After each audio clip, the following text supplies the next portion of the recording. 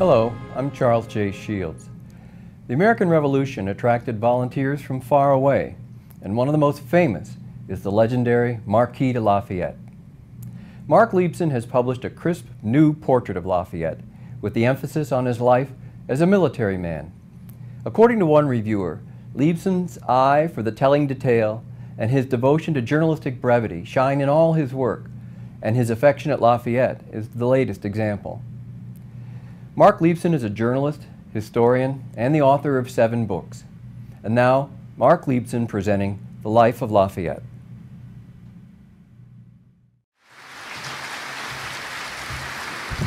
Thank you very much. Thank you. Thank you for being here, everybody, tonight. It's my pleasure to be here. Thanks for that great introduction. And I wanted to especially thank her for reading it the way that I wrote it.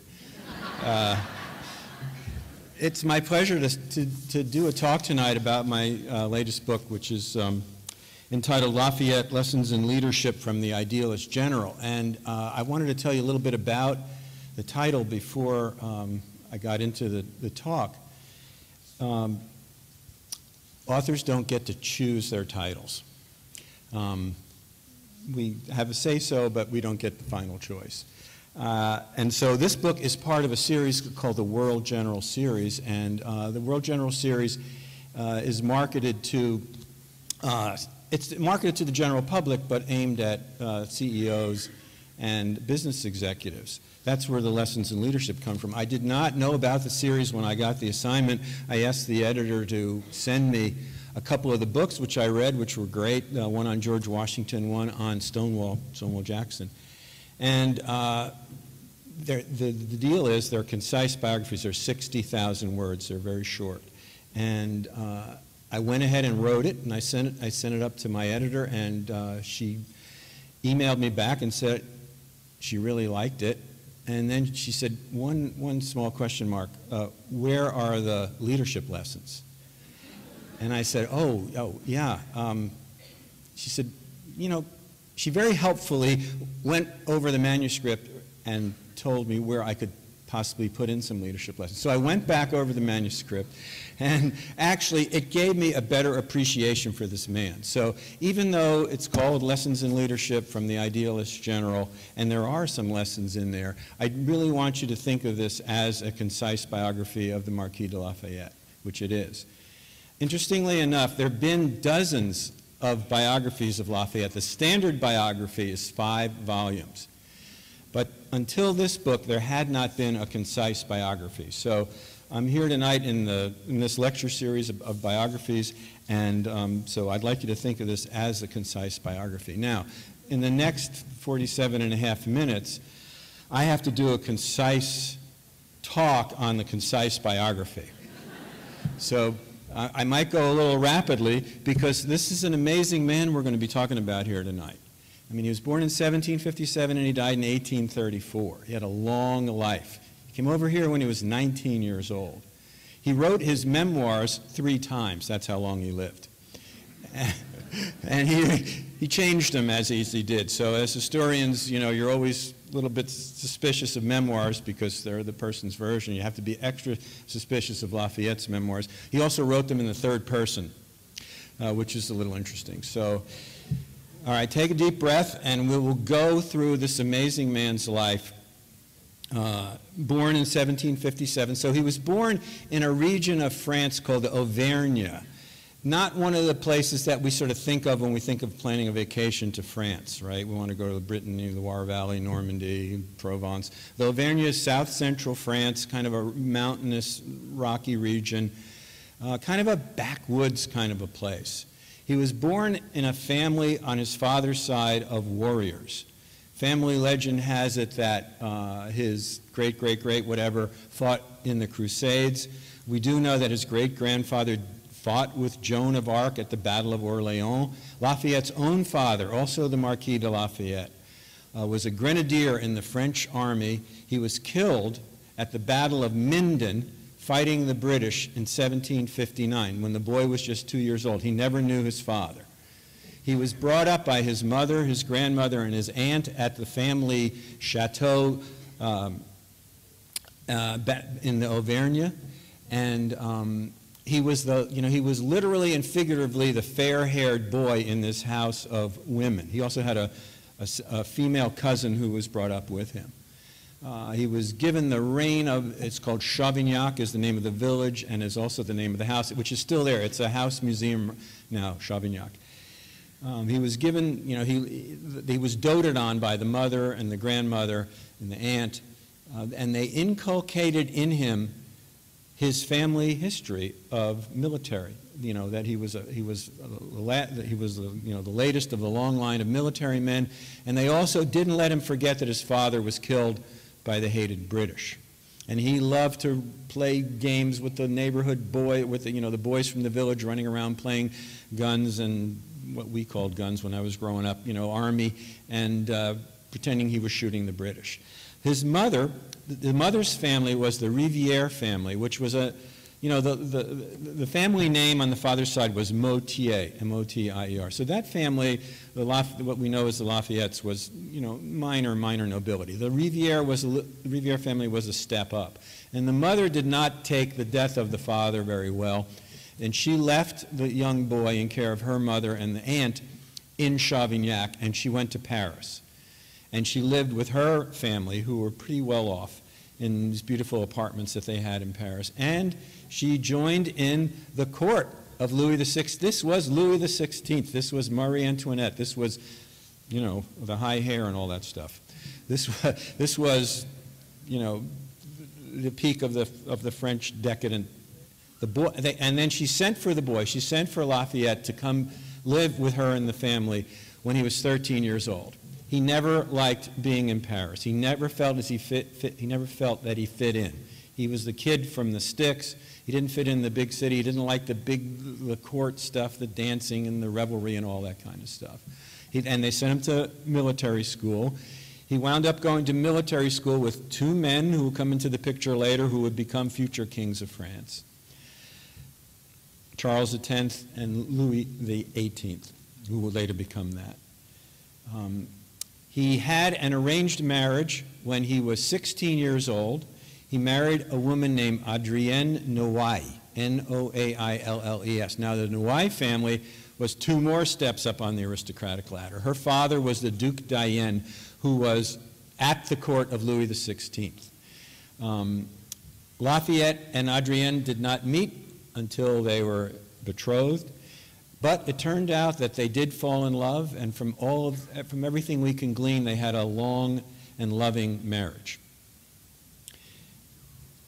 He was in military school, then he went into the army. He was a lieutenant by the age of 16, and the story goes that he was on maneuvers out near Metz, Germany, when the officers were having dinner one night, and he was seated next to the Duke of Gloucester. The Duke of Gloucester was the brother of King George, and he was the apostate in the family. He was the one who didn't like what was going on over here. And he filled Lafayette with tales. And the young boy got it into his head that he wanted to go here and help the Americans fight the hated British. Now, I think you probably know that the Americans were recruiting French officers in France at the time to fight in the Revolution. Now, this was a young man who had no military, even though he was in the military, he had no experience in war. However, he was recruited by a man named Silas Deane in Paris. Why? Not because of his military experience, which he didn't have any, but because of his contacts at the court. He knew the king, he knew Louis XVI, he knew the foreign minister, he knew the prime minister. So he was recruited, and he got it into his head that he was going to come over here and help us fight in this revolution. This did not go over very well with the Duke, his father-in-law. Even though France and Britain were enemies, even though it would have been in France's interest geopolitically for Britain to fall on her face and lose her colonies in America, it wasn't quite the politically good thing to do to send Frenchmen over here officially. So the Duke said, "You cannot do this, young man." And Lafayette chafed at it, obeyed only reluctantly, but he still wanted to go. They actually even sent him over to England. Now, the Duke's brother was the minister to the court of, to the English court. you know, the French ambassador to England. And they sent Lafayette over there to England to sort of see if they could cool things down. It didn't work. Lafayette actually met the king, and we hear that he made intemperate remarks to the king. We don't know what he said, but it was something like, you know, maybe you shouldn't be doing that stuff over there to those poor Americans. He comes back to Paris, and he's even more fired up to go to America. So he decides to do this thing. The king is unhappy. His father-in-law is unhappy. He basically escapes France. And, by the way, I didn't say this, but his mother and his grandfather died soon after he was married. He inherited vast lands and lots of money, a big income. He was one of the richest young men in France. What did he do? He bought his own ship. He bought his own ship to come over here, and he basically snuck out of the country. There were disguises and all this stuff. And they finally left, and he did not tell Adrienne that he was going, and she was pregnant at the time. Now, he did write her long, passionate love letters from the ship saying, I'm sorry I had to leave you like this, but I love you. Everything's going to be great. I'm going to come back. Everything is going to be good. The voyage, it was the first time he was on a ship. It wasn't an easy thing to cross the Atlantic in 1777.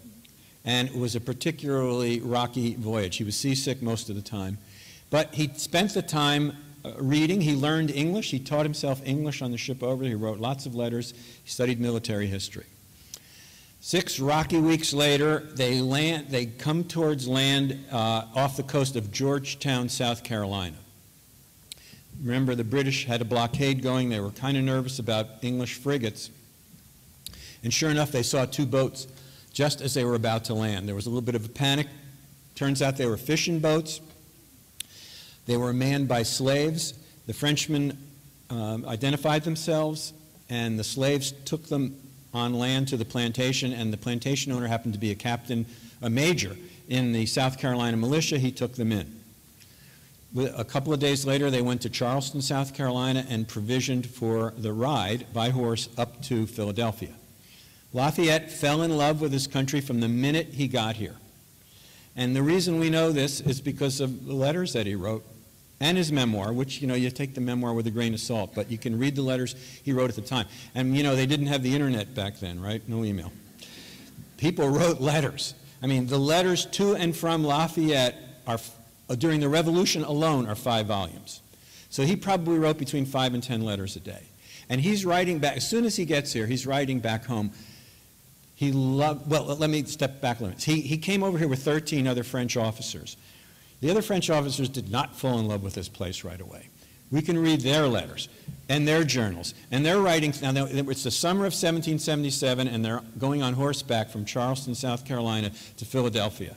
The other Frenchmen are going, what kind of God-forsaken place have we gotten into? The people are heathens. You know, the food stinks. There's swamps, there's mosquitoes. Why are we here? And Lafayette is writing back, I love this place. The people are friendly. The food is good. It's surprisingly good. Now, I'm exaggerating, but not by much. The point is that Lafayette loved this country from the minute he got here and did until the rest of his life. And it was requited. You know, once he did what he did during the Revolution, and after, he really was the most popular foreigner in the early American Republic, right on up to his death in 1834. So now we're back in the summer of 1777. The Frenchmen are riding up to Philadelphia on horseback. Lafayette, who has lots of money, has made all the provisions, bought all the supplies. They get up to Philadelphia. They knock on the door of the Continental Congress, and Lafayette presents himself to be in the Continental Army. They close the door right in his face. What's the reason? What was going on back then was what we today call wannabes, you know, people who were exaggerating their qualifications, mostly Frenchmen, sorry to say, who said that they had done all this warrior work and they didn't. But Lafayette was determined, and he was not to be denied, and he had 2 things in his pocket that he knew would turn the tide. One was a letter of recommendation from someone you may have heard of, Benjamin Franklin. Franklin was in France lobbying the French to help sort the revolution. He knew this young man and his family. He said, take this boy. By the way, did I say he was 19 years old?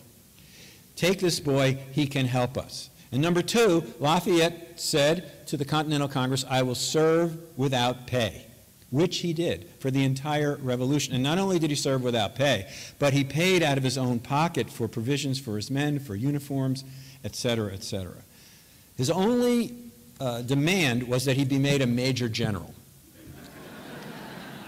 which he was.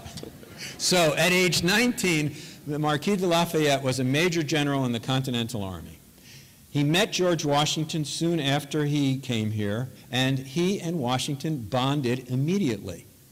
We know this from eyewitnesses and from the letters from Washington, Lafayette, and everyone who studied it, which is interesting because they were very a contrast. And here was a young 19-year-old who couldn't wait to get in battle.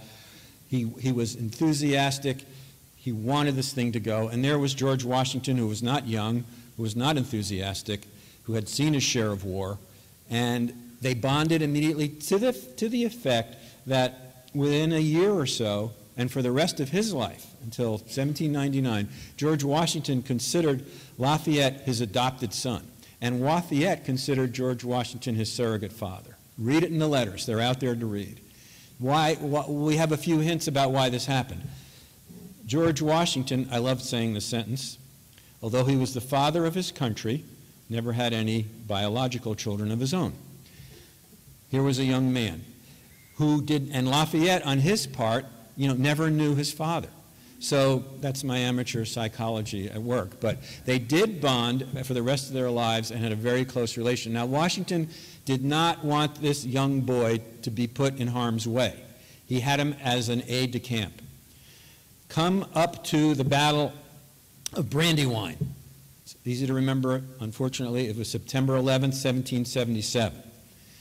All know where the Brandywine is, near Wilmington, Delaware, near Philadelphia. Things are not going, so Lafayette is on Washington's staff. They're away from the fighting. Washington is directing the battle. Things are not going well for our team. On the right flank, Lafayette is chafing at the bit to get into this thing. And finally, Washington says, go. So he jumps on his horse, charges into the thick of the fighting, and the American troops are retreating in disarray.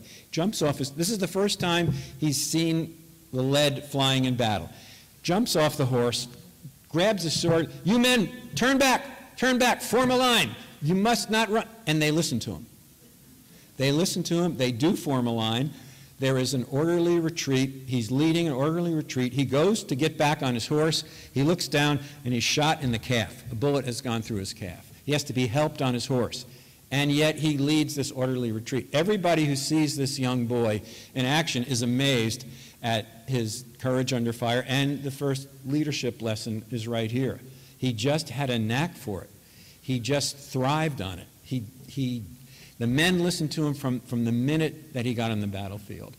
George Washington sends his private physician to attend to him. He also sends a 21-year-old lieutenant from Virginia who speaks French to help Lafayette recover. That man's name is James Madison. No, it isn't. James Monroe.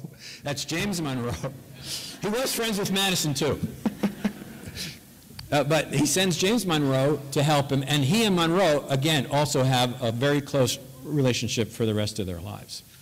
He recovers from battle. Now Washington has no choice. He has to give him a command, so he does give him a division of troops. And Lafayette fights again with distinction at the Battle of Monmouth Courthouse and at the Battle of Rhode Island, which again results in an American strategic retreat, which he leads. He was the last man off of Newport on the Battle of Rhode Island. He was cited by the Continental Congress for the leadership there.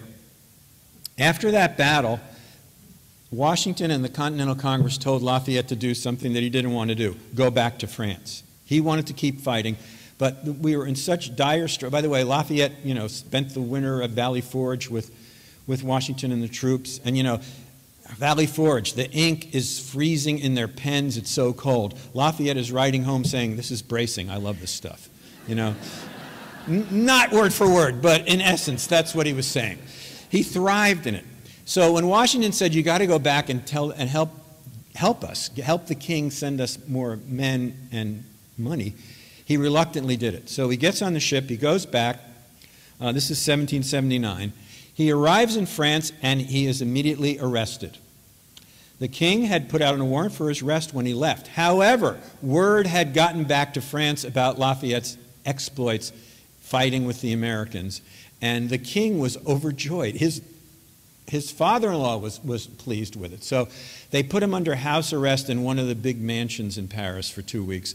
And then he got out and he was the toast of the city. He was first now called the hero of two worlds. And he did what he was supposed to do. He walked into Versailles. He talked to the king. He talked to the foreign minister. He talked to the minister of war. And he wasn't acting alone. He was acting with a few people whose names you know. Benjamin Franklin, John Adams, John Jay. And with all of that lobbying, it worked. The king finally agreed. He agreed to send the French fleet to help us. He agreed to send sailors and marines and troops and money. So Lafayette comes back here, and he is given his assignment.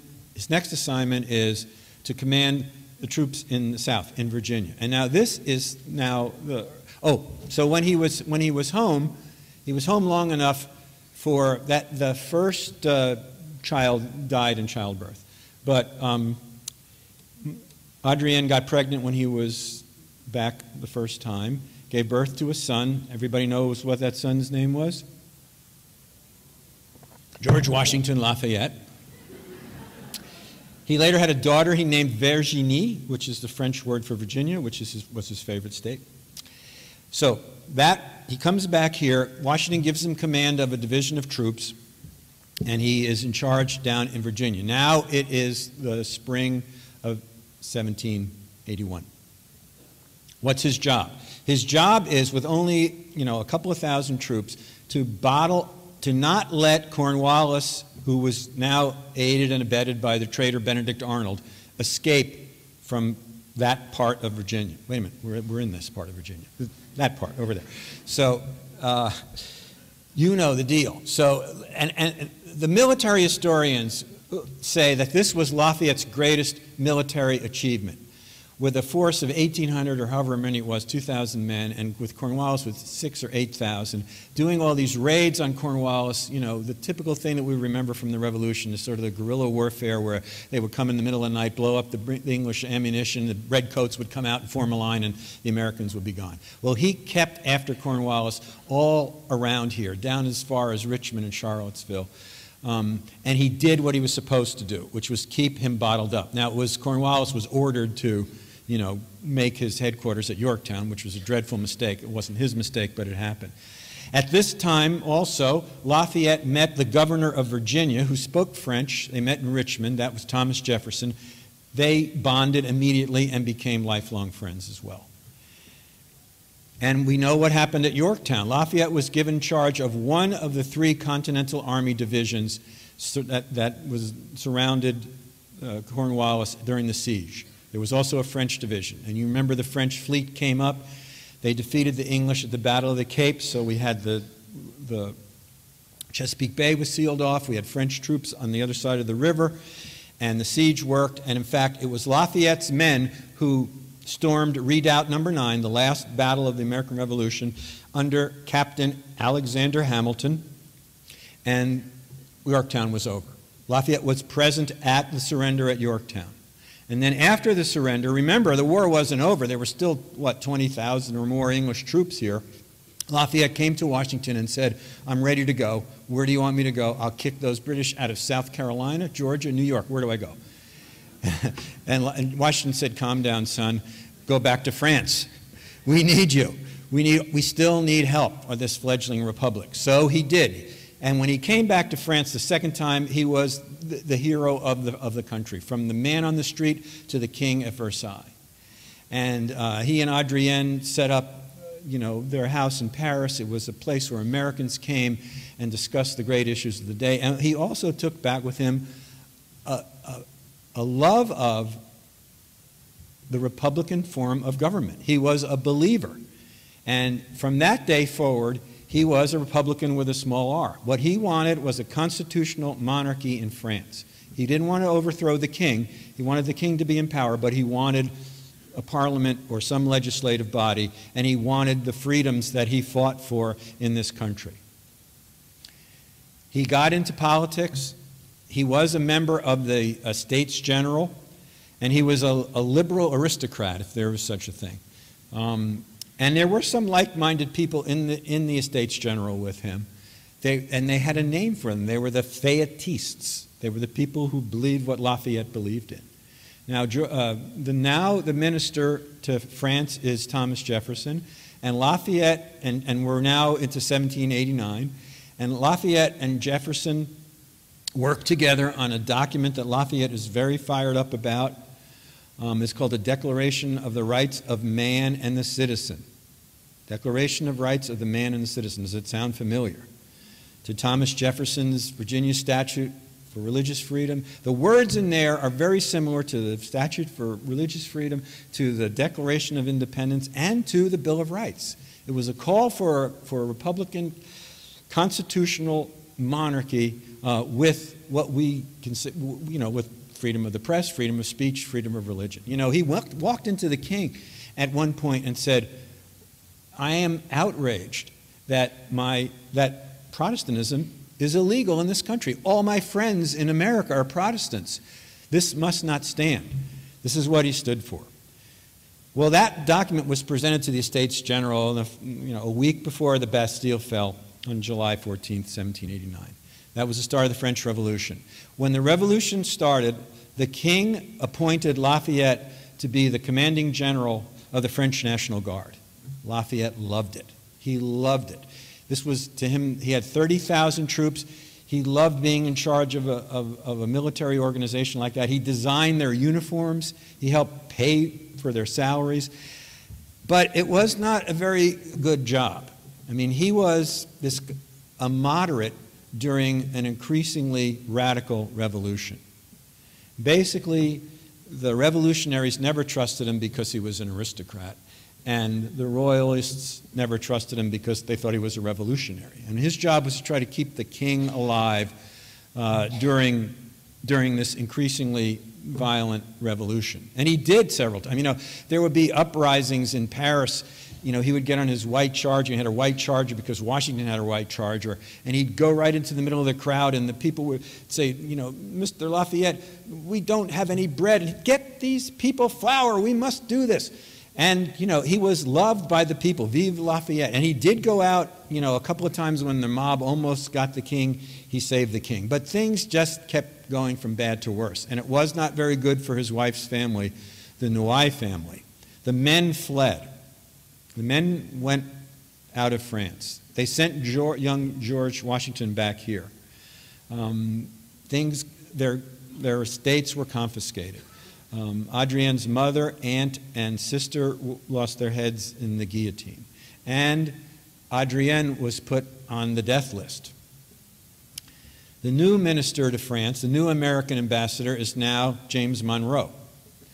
James Monroe goes, and his wife Elizabeth, worked with Robespierre. They went to Robespierre and said America would not look fondly upon Mrs. Lafayette losing her head. And through their intervention and the help of others, she was taken off the death list. In the meanwhile, the revolution was going from bad to worse, and the king decided to do what kings and presidents often do when things at home are going badly. He declared war on a foreign country. He declared war on the Austrians, and he raised an army. There were 3 divisions of the army. Lafayette was given command of one of them. He loved it when he first heard about it. He's going to be in charge of an army in a war. They get out to the Austrian frontier, and things just fall apart immediately. The officers are reviled by the men, and there's just mutinies in the rank, and it doesn't work. And eventually, Lafayette decides things are untenable, that he cannot stay in France any longer. So he and 3 other officers decide to leave. And they cross the Austrian frontier, and they get arrested. They get arrested by the Austrians and placed in jail. Why? The other crown heads of Europe were afraid that this French Revolution was going to spread to their countries. So he was considered a revolutionary by the Austrian emperor, while at the same, and put in jail, while at the same time his wife was considered royalty by Robespierre and the revolutionaries, and she was in jail. She finally gets out, and Adrienne petitioned. She winds up getting an audience with the Emperor of Austria, who was the brother of Marie Antoinette. She knew of Marie Antoinette. And she petitioned him, she asked him if he would allow her to spend the rest of the time in prison with her husband, which he did. So he was in prison from 1792 to 1797, 5 years. The first 2 years alone, the last 3 years with Adrienne and their 2 daughters. And when we say prison, we're not talking about a country club here. You know, he was moved 3 times. They were in dungeons of castles, you know, with rats and maggots in the food and all that kind of stuff. Now, they did let them out and get some exercise here or there, but it was not exactly good. So when they finally let him go, Adrienne's health was not good. Neither was Lafayette, but he recovered. Adrienne did not. And she died, and I can't remember the year right now, but it was early 1800s. He stayed out of politics for a long time, but he couldn't help himself. And he moved to one of the last properties that the family had, which is a house called La Grange, which is still just on the outskirts of Paris today. And Napoleon was in. Do you think Lafayette liked Napoleon? No. Do you think Napoleon liked Lafayette? No. Lafayette got elected to the Chamber of Deputies. The first thing he did was call on Napoleon to abdicate. He did not, you know, he stuck to, this is the idealist, he stuck to his ideals. He wasn't in favor of any form of dictatorship. He wanted a representative government. He wanted a republic. And when Napoleon finally left, Lafayette was a big man in the Chamber of Deputies. And what people don't know is that many people don't know, is that he played a very important role in the July Revolution of 1830 in France, which I will get to in a minute. But first, we must speak of his triumphant final return to the United States. In the summer of 1824, the president is now James Monroe. He invites Lafayette, and by the way, Lafayette was all but broke at this point. He went from being probably the richest young man in France in 1777 to having virtually nothing. He wasn't penniless, but you know, it was nothing. So Monroe wrote to him and said, "We'd like you to come back. We're paying for the ship this time." So he came back in the summer of 1824. He was here for 15 months. And the only way to describe the reception is that he was treated like a 21st century rock star. From the minute he got here to the minute he left, people came out by the thousands, sometimes by the tens of thousands to see him. He went to every state. They gave him breakfast, lunch, dinners, galas, balls, you name it. You know, he was a Mason. The Masons honored him in every city that he went to. He was a founding member of the Society of the Cincinnati. You know about the Society of the Cincinnati. It was the first veteran service organization. It was formed for officers of the American Revolution. Well, when they started it, there was a debate going on over whether foreign-born officers of the Continental Army should be included in the Society of the Cincinnati. Not you, Lafayette. No, you don't count. You're in.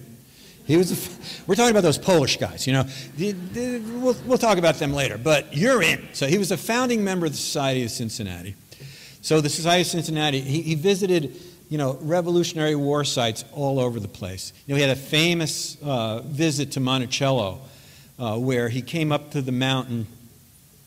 When he got there with his entourage, everybody was arrayed in a giant circle on the east lawn. And, you know, dignitaries, everybody. James Madison was there, Dolly Madison was there. Jefferson came out, you know, he was feeble and old. They both knew it was going to be the last time they saw each other. They met in the center, they embraced. Jefferson wept. No one had ever seen Jefferson weep in public before. "My dear Lafayette, my dear Jefferson." And from that, you know, goosebump moment, he and the entourage stayed for a week and drank up all Monticello's wine. Not all of it, but a lot of it. During this tour, he was the first foreigner to address a joint session of the House and Congress, of the House and Senate. He was made an honorary citizen of Virginia and Maryland. He was in Washington for the first graduation of Columbian College, which would become George Washington University. He was invited, he was the honored guest, and he greeted all of the graduates, all three of them. Nevertheless, this kind of thing happened when he was visiting James Monroe's home in Oak Hill, outside of Leesburg, Virginia. They gave him a big party in Leesburg. 10,000 people showed up when the entire population of Loudoun County was 20,000. This was typical. When he left, the last stop was one of the last stops was Bunker. So who was with him on the trip? His son George and his secretary, a man named Levasseur, who has written a book that is now translated into English that tells all the details of this amazing trip. He asked George to take a bucket of dirt from Bunker Hill to take back with him to France, which he did. And you know, today there are 70 cities, towns, or counties named after Lafayette in like 28 states. And that counts Fayetteville, Fayette County, because back then it was 3 words, de Lafayette. Not to mention hundreds, if not thousands, of streets, schools, rivers, lakes, Lafayette Park, etc. So it's really hard to underestimate the popularity of this man in the early American Republic. So he comes back to France, he gets back involved in politics, and now we have Charles X on the throne. We're now up to 1830. Charles X starts instituting all these autocratic measures similar to Louis XVI. He bans freedom of the press. He does all this other stuff. And Lafayette, true to his principles, speaks out against it. He's probably the most popular politician. In fact, at one point, he is given the opportunity to basically stage a coup and become dictator of France. He refuses. The idealist refuses, but he still stands for representative Republican government. Things get untenable. In July of 1830, the people take to the streets, they go to the barricades. It looked dicey. It looked like it could have devolved into another bloodbath like the French Revolution of 1789. And it didn't, primarily because of guess who?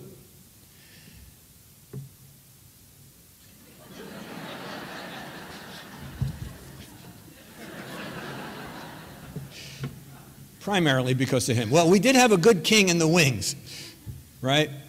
Louis Philippe, the citizen king, who had actually spent time here in exile. So they brought him back, and basically there was an almost bloodless revolution. But it didn't end until Lafayette gave Louis Philippe his blessing. And Lafayette loved pomp and ceremony, and so there was this famous meeting at the steps of the Chamber of Deputies where they brought in Louis Philippe, and he was not dressed in the royal robes. He dressed down. He was a citizen king. And Lafayette comes in his carriage, and they're standing on the steps, and Lafayette says to Louis Philippe, "Now, you will uphold the ideals of representative government that we both learned here in the United States?" "Yes, I will." "Okay, done." Glorious, not the glorious revolution, but the revolution is over in 3 days. Supposedly, the last words that Charles X said as he got on the ship going over the English Channel to England was, "Damn that Republican Lafayette." Supposedly, it's a good story. He may have said it. By the way, I talked about Lafayette and his love of ceremony and uniforms and colors.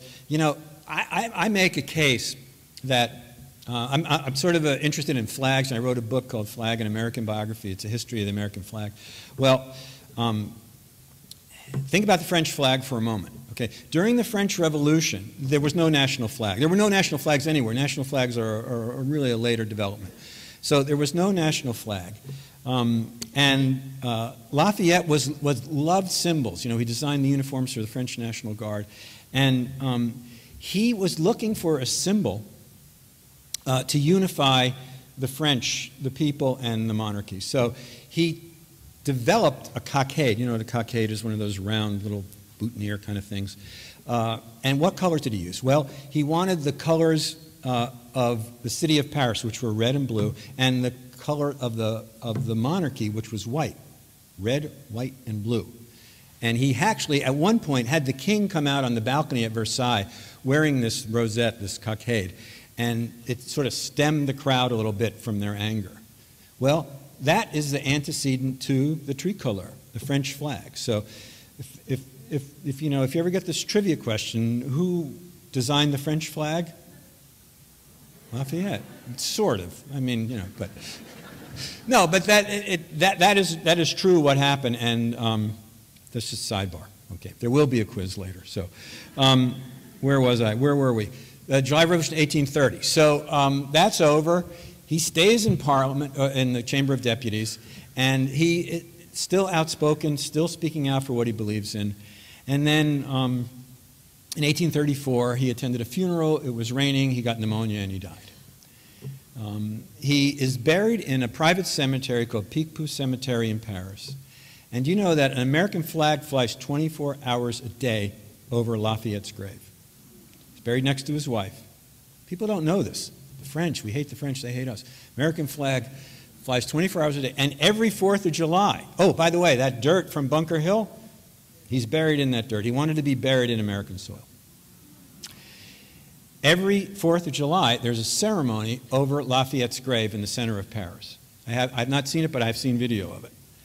I looked at it through Wikipedia. Kidding. No, I've seen video of it. Not kidding. So here's what happens at the ceremony. There's a military band, French military band. They march in. They play the Marseillaise. They play the Star-Spangled Banner. They play taps, and they play the French version of taps. And then they have the ceremonies at the graveside.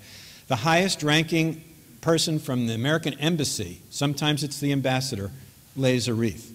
And this event is sponsored by the Sons of the American Revolution, Paris chapter. And the Sons also lay a wreath. So it's quite a moving thing, actually, and it does sort of make you think a little bit about French and American ties. Because this is a serious thing, and you can see an American flag flying 24 hours a day in Paris.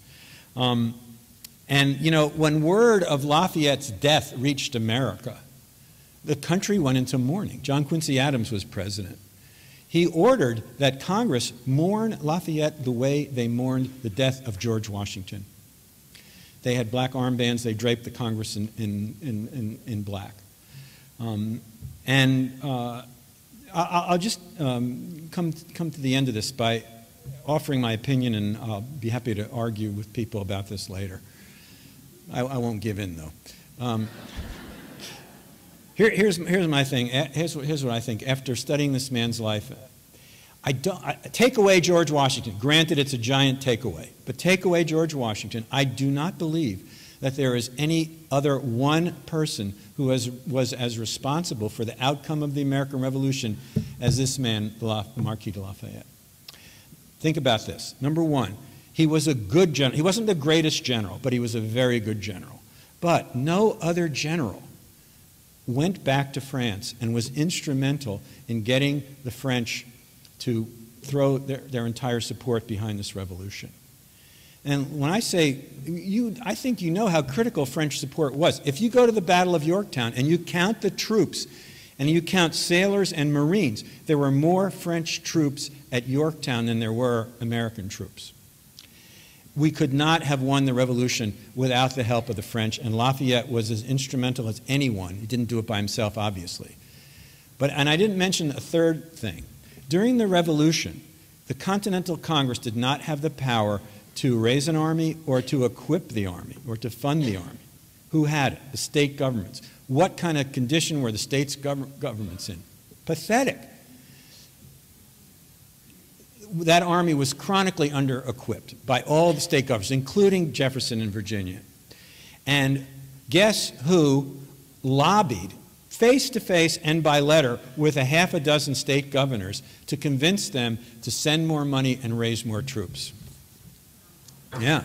So I say, putting that all together, the fact that he was an excellent general and did great work on the field of battle, the fact that he was instrumental in convincing the king to support the revolution to the extent that he did, and the fact that he lobbied all these state governors to support the troops, is what we say. I do believe that no one else save George Washington had that as much of an impact on us winning the war. And that's the last thing I'm going to say. Thank you very much.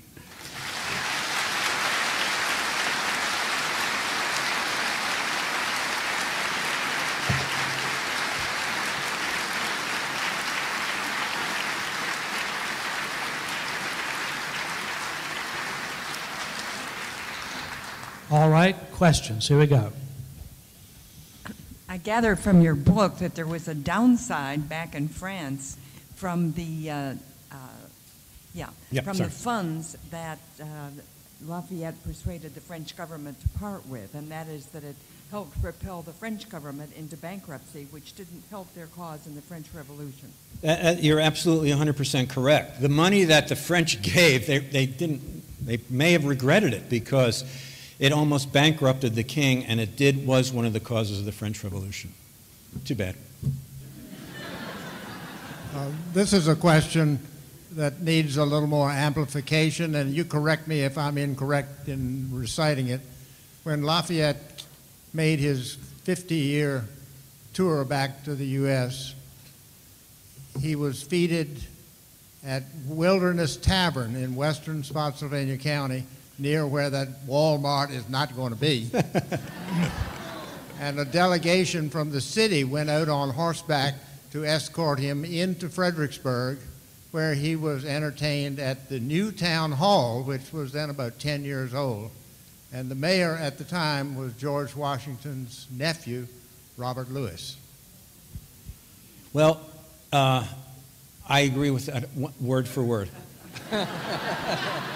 I'll tell you another thing. I get this a lot. I mean, I do a lot of talks for the book, and people, wherever I am, people will say, you know, is it true that Lafayette went to, and I always say yes, because he went everywhere. I have a list here if you want to talk about it later, but he did go everywhere, and that kind of thing happened everywhere he went.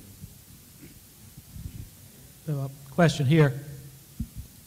Yeah, I was wondering, why weren't we able to get Lafayette out of prison? If he was in prison for 5 years, I mean, George Washington, I mean, if we loved him so much, why couldn't we get him out?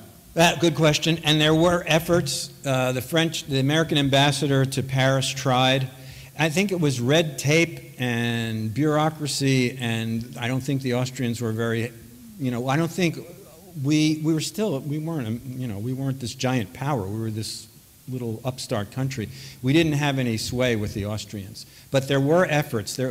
But they mounted to maybe letters that Jefferson wrote, that Washington wrote, and nothing happened. There was an attempted rescue by a young man. He actually was the son. Remember I said when he landed in Georgetown, South Carolina, he was taken in by a major. Well, that major's son was in Germany, and he hooked up with another guy, and they, on their own, got Lafayette.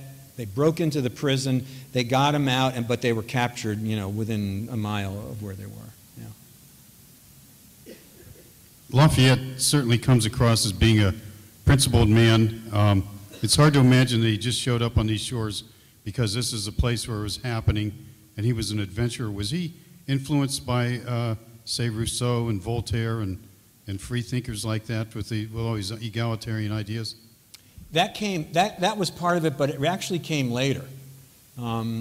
He really was an impetuous 19-year-old kid who was mad at the British for killing his father, and he was recruited heavily in Paris, not just by Silas Deane, by several others, some military men who really they wanted to use him as their ticket over here so that they could take a bigger part in the revolution. So that was a part of it, but it wasn't a primary part of it. Getting him out of France, but it certainly was a part of it. We have a question here. Can you add anything, please, about his relationship with Madison? Yeah, he was close to Monroe, Jefferson, and George Washington. He did know Madison. I didn't even mention, because I was being concise, there was another trip back here before the famous 1824-1825 trip. And that was a trip, I can't remember the year right now, but that was a trip when Madison was a member of Congress. And he was kind of sent by Congress to be Lafayette's, not escort, but just sort of be eyes and ears with him. And I also didn't mention that Lafayette also had a very, and Madison came into play on this, Lafayette had an affinity for the American Indians. And they liked him too. He went, when that, I didn't mention also that there was, remember the abortive invasion of Canada that never happened during, he was supposed to take part in that. He got as far as like Albany, New York, it didn't work. So he just took time out and helped the 5 nations sign a peace treaty, you know? They smoked it. He loved smoking the peace pipe and, you know, all that kind of stuff. So there was another Indian conference, or I can't remember what it was, but Madison was with him on that too. So. Hi, good evening. Could you talk a little bit about Lafayette's relationship with slavery? He felt that it was one of the failures of the Revolution that it did not end slavery. However, when he visited the city of Fredericksburg, he asked that slaves be kept off the streets so he didn't have to see them. Could you talk about the dichotomy there and just expand a little bit on that? Yeah, I'm sorry, but I didn't have time to get into it. I'm happy to do so. He and Adrienne both were ardent abolitionists. And there's a letter he wrote to George Washington saying, you can't have slaves. This is an abomination. You have to get rid of them. And Washington wrote back saying, yes, I agree with you. My hands are tied, etc. In fact, he and Adrienne went so far as to buy like a 7,000-acre farm in what is now French Guiana on the South American coast. And the idea was to take slaves there, get them out of slavery, and teach them to be farmers. I mean, it never worked, but they did actually go and purchase that land and do that. And they spoke out ardently against, and I did not know that story about clearing the slaves from the streets, but so I won't comment on it. Question back here. Yes, could you explain, was Lafayette titled royalty up until 1830, or was he what? Titled royalty? Was he a marquis? Yeah, he was a marquis. He inherited the marquisity. He inherited the title of marquis from his father, who was also the Marquis de Lafayette. Here we have a question. Could you say a little bit about his children and what happened to them? Yeah, nothing spectacular. He had 2 daughters who survived infancy and his son, George. And honestly, I did not get into that very much. Sorry. You should read the 5-volume history of Lafayette's. Going to pass the mic over to the middle. Yeah, you had mentioned that Lafayette got honorary citizenship from Maryland and Virginia. Was he ever awarded that status with the United States? God bless you. It's one of my favorite things. Lafayette is one of only 7 people who have been granted 7 foreigners who have been granted honorary citizenship by U.S. Congress. Now, who can name the other 6? We talked about it at dinner, and I've still forgotten. So Winston Churchill, Mother Teresa, Raoul Wallenberg, Theodore Kosciuszko, and William and Hannah Penn. I meant to say 8 people who were. Was that 6 or 7? Sorry. Yeah, isn't that interesting, though? In our entire history, we've only honored 7 foreigners, and Lafayette is one of them. Interesting choices, too. I remember at dinner we didn't do very well in that quiz, did we, Charles? The Auld Alliance, did he, when he was in England, go up to Scotland, and being that he was marketing assistance, did he enlist that kind of support, France and Scotland having the Auld Alliance? You know, not that I remember. It could have happened. Do you know that happened, or are you just asking if it did? Yeah, no, he was only in England for a very short time, I think 2 weeks. And I think he was in London the whole time kind of being obstreperous. I'm sure he would have, anything against England, worked with the Scots. Sure. All right, last call. Questions, anybody? What? A question. When the British went to Charlottesville to capture Jefferson, was Lafayette involved in the effort to prevent that? Not to my knowledge, he wasn't, no. Thank you. But he was operating here, all the way as far as Charlottesville, Richmond, as far as south as Richmond, all, up around here, and then, of course, out over there. Here we have probably the last question right here.